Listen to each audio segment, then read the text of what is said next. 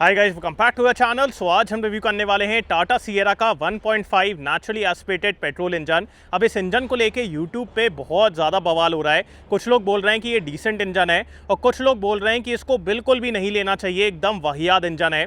तो क्या रियलिटी है, आज अपन इसी के बारे में बात करेंगे। सो आज अपन इसको ड्राइव करेंगे। वेरिएंट के बारे में उतना बात नहीं करने वाले हैं बिकॉज सिएरा के मैंने सारे वेरिएंट्स को कवर कर चुका हूँ। तो अगर आपको वेरिएंट के बारे में और अच्छे से जानना है, you can check my YouTube channel. बाकी आज अपन मेनली इंजन के बारे में बात करेंगे, इसको ड्राइव करेंगे और फाइनली इसको क्लियर करेंगे कि क्या आपको इस इंजन को लेना चाहिए कि नहीं। So let's start with the video.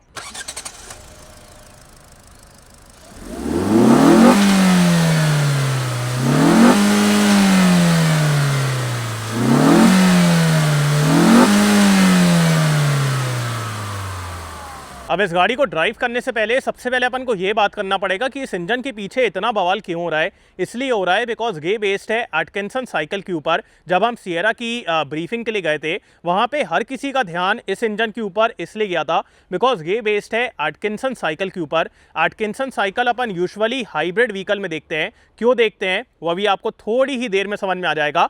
सो एक नॉर्मल इंजन कैसे काम करता है, सबसे पहले इनटेक वाल्व से एयर फ्यूल मिक्स अंदर आता है, पिस्टन नीचे जाता है, उसके बाद इनटेक वाल्व क्लोज हो जाता है और वो एयर फ्यूल मिक्स को पिस्टन ऊपर जाके कंप्रेस करता है। फिर इग्निशन होता है, फिर से पिस्टन नीचे आता है और फिर पिस्टन जब ऊपर जाता है तो एग्जॉस्ट वाल्व से सारी एग्जॉस्ट गैसेस बाहर की तरफ चले आती हैं। बट एटकिंसन साइकिल में ऐसा नहीं होता है। एटकिंसन साइकिल में इनटेक वाल्व थोड़ी ज़्यादा देर तक ओपन रहता है। So for example, intake valve open हुआ, उसके बाद पिस्टन नीचे जा रहा है, पूरा एयर फ्यूल मिक्स नीचे की तरफ आएगा। उसके बाद जब पिस्टन आपका ऊपर मूव करना स्टार्ट करता है तो नॉर्मल इंजन्स में वहाँ पे इनटेक वाल्व बंद हो जाता है। बट एटकिंसन में ऐसा नहीं होता है। जब पिस्टन आपका ऊपर जा रहा है तो इनटेक वाल्व थोड़ी देर के लिए ओपन रहता है, जिससे क्या होगा, एयर फ्यूल मिक्स आपका थोड़ा वापस चला जाएगा, जिससे आपको ज़्यादा बेटर एफिशिएंसी मिलेगी। सो यस, यहाँ पे आपका थोड़ा सा एयर फ्यूल मिक्स वापस इनटेक मैनिफोल्ड में चला गया और फिर वापस पिस्टन ऊपर की तरफ जाता है, इग्निशन होता है और आपका वापस ब्लास्टिंग होती है। बट ये तो हर कोई जानता है कि अगर आपका एयर फ्यूल मिक्स कम हो गया तो ब्लास्टिंग उतनी स्ट्रॉन्ग तो नहीं होने वाली है, जिसकी वजह से ये एटकिंसन साइकिल वाले इंजन्स में इनिशियल पिकअप उतना अच्छा नहीं रहता है।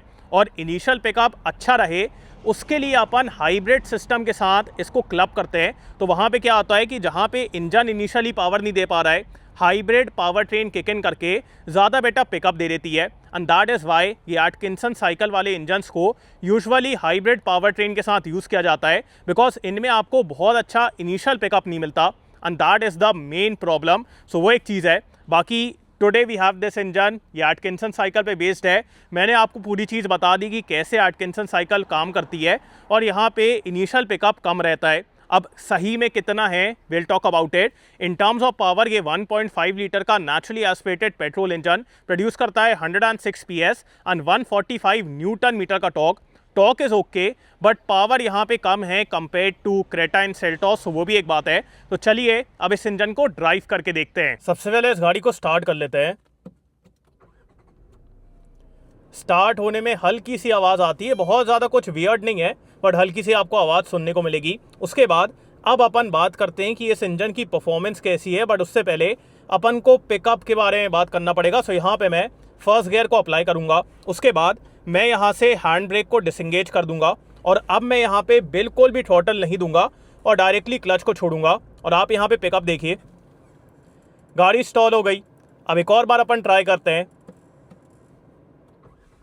ये मैंने गाड़ी को स्टार्ट किया, अगेन मैंने हैंड ब्रेक को डाउन किया और अभी मैं यहाँ पे बिल्कुल भी थ्रॉटल नहीं दे रहा हूँ, सिर्फ मैं क्लच को छोड़ूंगा।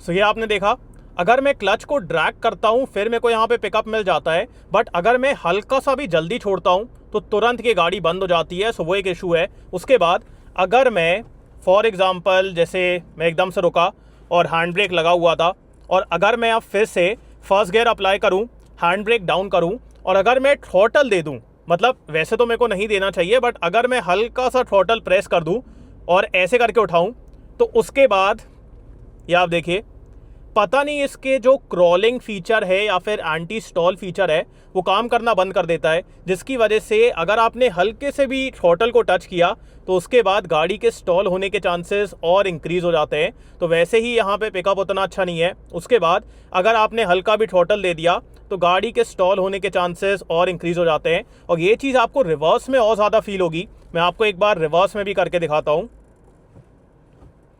सो ये मैंने रिवर्स किया, एक बार फिर से अपन हैंड ब्रेक अप्लाई कर लेते हैं। सो हैंड ब्रेक मैंने लगा लिया, अब मैं इसको फिर से डिसएंगेज कर रहा हूँ और अभी मैं थ्रॉटल को टच भी नहीं कर रहा हूँ, मैं सिर्फ रिवर्स करूँगा। गाड़ी स्टॉल हो गई।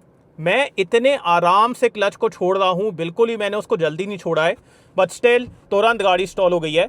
अब सेम चीज़ अपन एक काम करते हैं, एक बार एसी ऑफ करके भी देख लेते हैं, बिकॉज क्या पता एसी की वजह से हो रहा हो। तो यहाँ पे मैं एसी को ऑफ कर लेता हूँ। अब इसको भी थोड़ा सा यूज़ करना थोड़ा डिफ़िकल्ट तो है, बट चलिए ठीक है। यहाँ पे मैंने फिर से रिवर्स इंगेज किया, कि हैंड ब्रेक को डाउन किया। ये अब आप देख रहे हैं एकदम से पावर आ रही है, और अभी जब एसी ऑन था तो उतने अच्छे से पावर नहीं आ रही थी। सेम चीज़ अपन फ्रंट में भी ट्राई करते हैं, स्टॉल हो गई। तो ये चीज़ ना यहाँ पे बहुत इनकंसिस्टेंट टाइप की है कि कभी पावर आ रही है कभी नहीं आ रही है। जैसे अभी जब मैं इसको वॉशिंग के लिए लेके जा रहा था तो वहाँ पे तो इतने अच्छे तरीके से पिकअप कर रही थी, बट अभी बिल्कुल ही पिकअप नहीं कर रही है। तो ये चीज़ ना यहाँ पे बहुत इनकंसिस्टेंट है। माइट भी कि कभी थ्रॉटल टच करना है कभी नहीं करना है, पता नहीं क्या हो रहा है, बट कंसिस्टेंटली पावर नहीं आ रही है। जो इनिशियल पिकअप है वो कंसिस्टेंट नहीं है। उसके बाद गाड़ी को अपन वापस स्टार्ट करते हैं और अब अपन ड्राइव करते हैं और बात करते हैं कि यहाँ पे कैसी क्या पावर है। So let's check the power.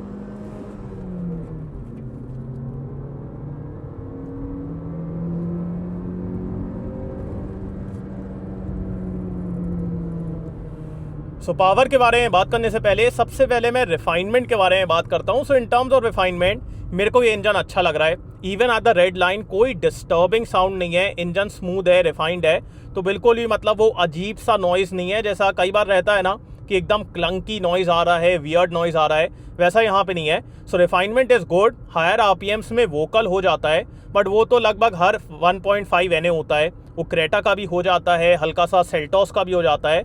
तो वैसे अगर आप देखेंगे तो हल्का वोकल तो सारे इंजन होते हैं, तो हल्की सी आपको आवाज़ सुनने को मिलेगी, but in terms of refinement मेरे को कोई दिक्कत नहीं है। बट अगर मैं पावर के बारे में बात करूं, यहाँ पे आप बिल्कुल भी sudden burst of power expect ना करें। एकदम ही लिनियर पावर है, मतलब मैं कुछ भी कर लूँ, कितना भी थ्रॉटल दे दूँ, कितना भी डाउनशिफ्ट कर दूँ, यहाँ पे लिनियर तरीके से ही पावर आने वाली। जैसे अभी अपन सेकेंड गियर में, लिनियर पावर ही है। So no matter how much throttle I give it, no matter how much downshift I do, linear तरीके से पावर आएगी। बाकी एक चीज़ मैं यहाँ पे ये बताना चाहूँगा कि apart from the initial pickup, afterwards the power is okay. ऐसा नहीं है कि बहुत ज़्यादा कुछ दिक्कत है कि आप मतलब इस गाड़ी को चला ही नहीं सकते हैं, बिल्कुल भी ड्राइवेबिलिटी नहीं है, वैसा नहीं है। After the initial pickup, yes initial pickup में दिक्कत है, बिकॉज जो साइकिल यहाँ पे यूज़ की गई है उसकी वजह से इनिशियल में वैसे भी ज़्यादा टॉर्क नहीं रहता है, तो इनिशियल पिकअप उतना अच्छा नहीं है। बट उसके बाद जिस तरीके से पावर आ रही है दैट इज़ रिस्पेक्टेबल। उतनी अच्छी नहीं है जितनी अपन को क्रेटा और सेल्टॉस से मिलती है, बट रिस्पेक्टेबल है। गाड़ी आप चला लेंगे, ऐसा नहीं है कि बिल्कुल भी आप चला नहीं सकते, बिल्कुल भी आपको पावर नहीं मिल रही है। लिनियर पावर है, आराम से पावर आती है। The peak torque is available from 2100 RPM, but उससे ज़्यादा कुछ होता नहीं है।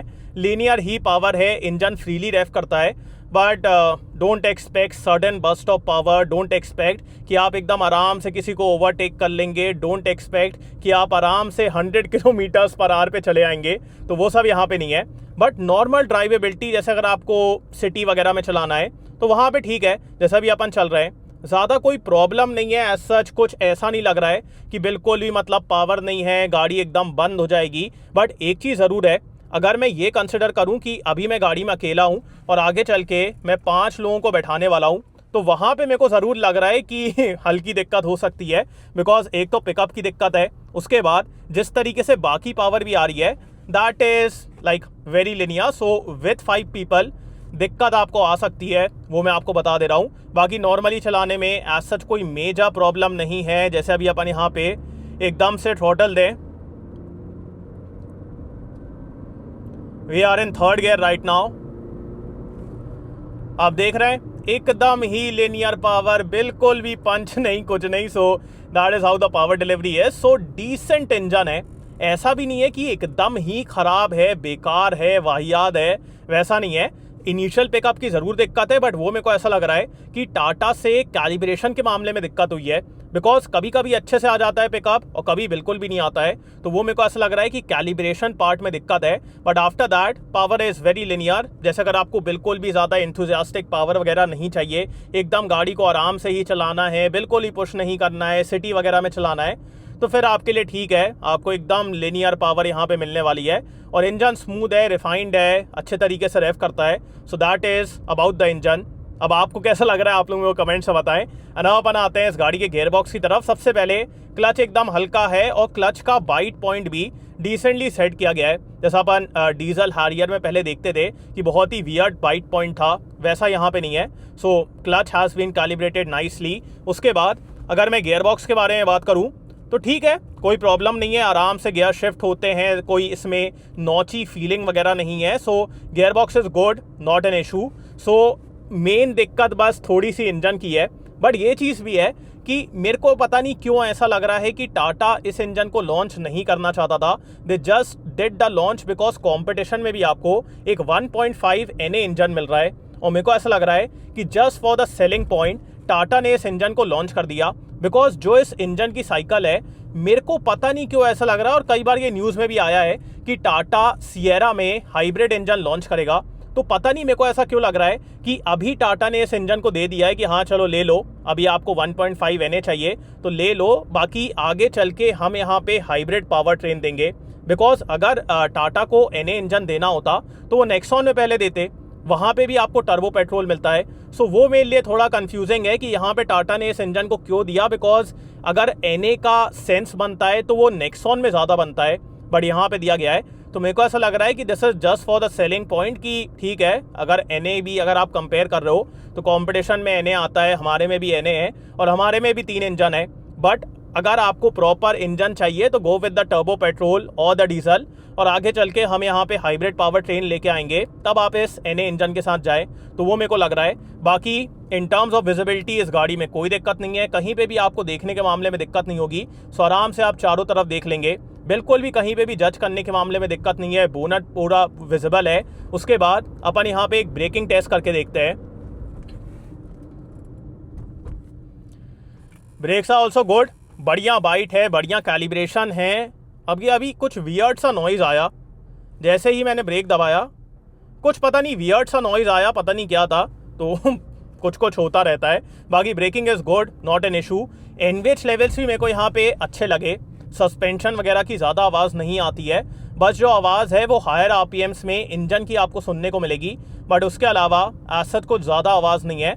So engine is smooth in the lower RPMs, higher RPMs में हल्का सा वोकल हो जाता है। So that is the only place जहाँ पे मेरे को एनवेज लेवल्स थोड़े कम लगे, बाकी तो ठीक है, दिक्कत नहीं है। इन टर्म्स ऑफ स्टेयरिंग, बढ़िया स्टेयरिंग है, वेरी वेल कैलिब्रेटेड, प्रैक्टिकल भी है। सो सिटी में आप आराम से चला लेंगे, और जब आप गाड़ी को तेज़ चलाते हैं तो ये अच्छे तरीके से वे अप भी हो जाता है, प्रॉपर कॉन्फिडेंस आता है। तो स्टेयरिंग के मामले में भी दिक्कत नहीं है। सस्पेंशन इस गाड़ी का बहुत कमाल का है, जिस तरीके से सस्पेंशन बिहेव करता है मेरे को ऐसा लगता है कि बहुत कमाल का है। बिकॉज जब आप कोई ब्रोकन पैच के ऊपर से जाते हैं, बहुत अच्छे तरीके से ये सब कुछ एब्जॉर्ब करता है without any hesitation, without any hiccup, और गाड़ी को एकदम स्टेबल रखता है। एट हाई स्पीड गाड़ी एकदम स्टेबल चलती है, और जब एकदम से कोई गड्ढा आता है ये बढ़िया तरीके से एब्जॉर्ब करता है। So very comfortable suspension setup, better than Seltos and Creta. अगर आप क्रेटा और सेल्टोस से कंपेयर करेंगे तो यहाँ पे सस्पेंशन ज़्यादा बेटर है।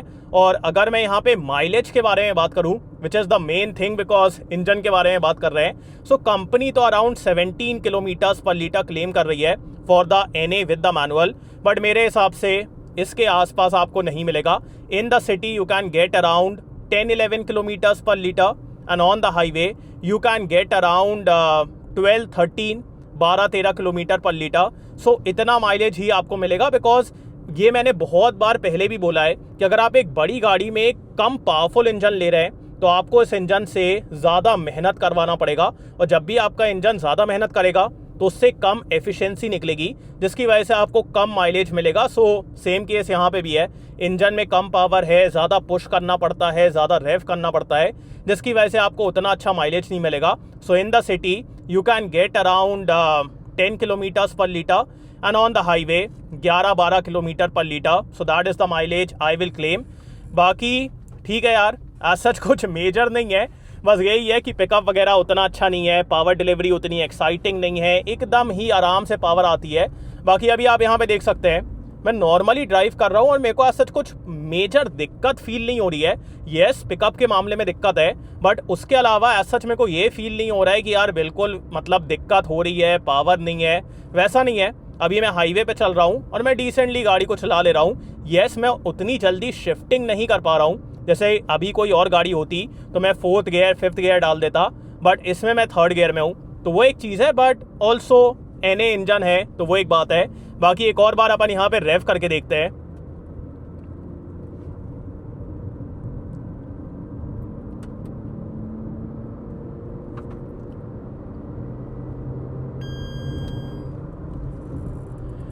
एंड दैट वाज 80 किलोमीटर्स पर आवर। हायर RPM में ना पावर स्लाइटली बेटर हो जाती है, इनिशियल में उतनी अच्छी नहीं है, जैसे जैसे आप रेव करेंगे स्लाइटली बेटर होती जाती है, तो वो भी एक चीज़ है।